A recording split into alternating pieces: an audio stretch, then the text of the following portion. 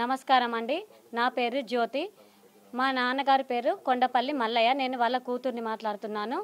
అయితే నిన్న కేసీఆర్ గారు శరత్ వైపే మాట్లాడుతూ ఆయన చెప్పిందే నమ్ముతూ ఈ భూ సమస్యను పరిష్కరించినని న్యాయం చేశానని అనుకున్నారు. కానీ ఒక్కరి వైపే న్యాయం చేశారని ఎట్లా అనుకుంటారు?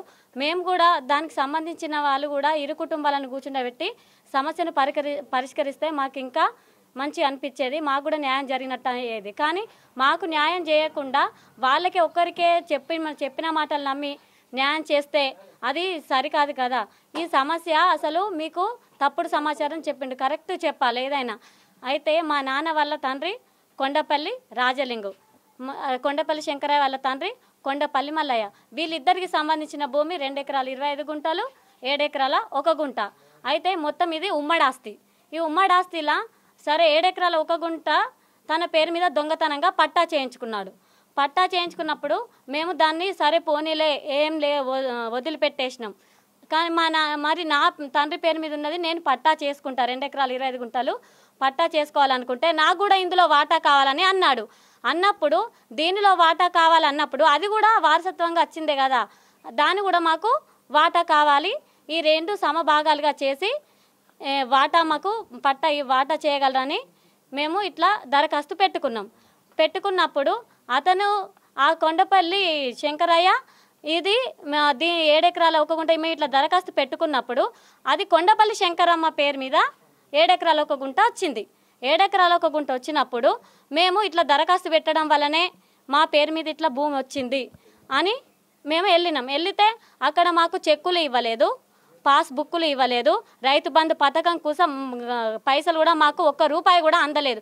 కానీ షరత్ ఏం చెప్పాడు సీఎం కేసీఆర్ గారికి, వాళ్ళు చెక్కులు తీసుకున్నారు, పాస్బుక్లు తీసుకున్నారు, రైతు బంధు పథకం పైసలు తీసుకున్నారు, మేము దానిలో 1 రూపాయి కూడా మీరు తీసుకోలేరు. ఎంక్వైరీ చేసి సీఎం కేసీఆర్ గారు ఎంక్వైరీ చేసి వాళ్ళ 7 ఎకరాల 1 గుంటను ఈ 2 ఎకరాల 25 గుంటలు మొత్తం కలిపి సమాన భాగాలుగా చేసి దానిలో వాటా మాకు చేయాలి. అయితే దీని పరంగా ఈయన కూడా మా ఇండ్ల భూములు కూడా దొంగతనంగా పట్టా చేయించుకున్నాడు. ఈ విషయమై కూడా మేము అప్లికేషన్లు పెట్టాలని మేము అనుకున్నాం. అయితే ఈ సమస్య ఇది అయిపోయిన తర్వాత ఈ సమస్య ద్వారా ఇది కూడా వెలుగులోకి వస్తుందని నేను ఈ విషయం కూడా ప్రస్తావిస్తున్నా.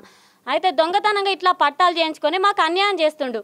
మేము 7 ఎకరాల 1 గుంటలా మేము అడ్డుపడినప్పుడు ఈ 2 ఎకరాల 25 గుంటలు ఎందుకు అడ్డుపడాలి?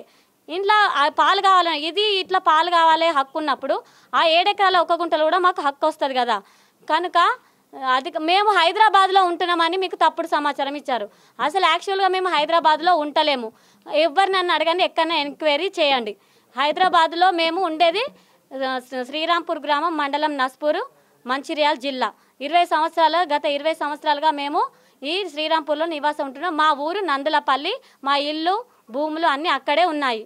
అయితే దీని వలన అధికారులు స్పందించి మాకు ఈ 2 ఎకరాల 25 గుంటలు, ఈ 7 ఎకరాల 1 గుంట సమాన ఉమ్మడాస్తి, ఇది సమానంగా పంచి ఆ ఇండ్ల భూములు కూడా మా పేరు మీద పట్టా చేయించి ఇది సమానంగా ఈ భూములు సమానంగా వంచి మాకు న్యాయం చేయగలరని మేము కోరుకుంటున్నాము.